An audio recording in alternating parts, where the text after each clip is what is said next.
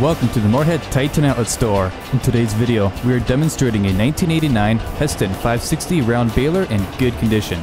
Alright, let's get started. First of all, this Hesston 560 produces 5 by 6 foot round bales in its variable bale chamber. Feeding this 560 is a standard pickup with 2 gauge wheels.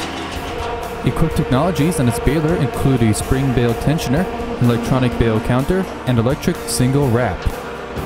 Powering this 560 is a 540 RPM power takeoff. Thank you for viewing this Hesston 560. If you're interested in this round baler and would like to contact our sales staff, give them a call at 877-886-7010. And don't forget to check out our website at TitanOutletStore.com. Titan Outlet Store. Guaranteed iron at a guaranteed steel.